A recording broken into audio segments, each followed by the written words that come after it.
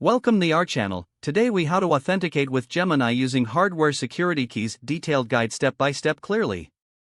Begin by ensuring you have a hardware security key that is compatible with Gemini. Plug your hardware security key into your computer's USB port. If you are using a Bluetooth enabled key, ensure it is charged and within range. Next, navigate to the Gemini website and log in to your account.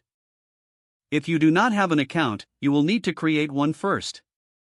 Once logged in, go to your account settings or security settings. Locate the section for two-factor authentication. Select the option to add a hardware security key. You may be prompted to enter your password again for security purposes. After confirming your password, click on the option to register your security key. When prompted, insert your hardware security key into the USB port again. Follow the instructions on the screen to tap the key when indicated. Once registered, you should receive a confirmation that your key has been added successfully. Now, log out of your account to test the authentication process. Return to the Gemini login page and enter your username and password. Once you submit your credentials, a prompt will appear asking for your security key. Insert your hardware security key again into the USB port. Tap the key when prompted by the interface. Should the authentication be successful, you will be granted access to your account.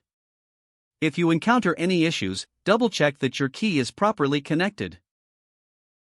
You can also consult the Gemini support documentation for additional assistance.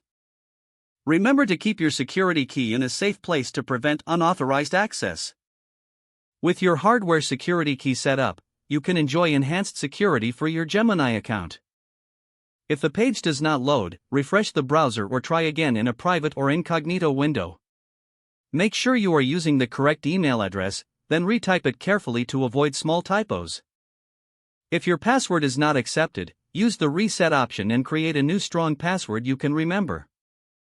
Check your spam folder for verification or security emails, then complete any requested confirmation steps. Enable two-factor authentication if available to improve account security and reduce unauthorized access risk. Don't forget to like this video and subscribe to our channel for more step-by-step tech guides.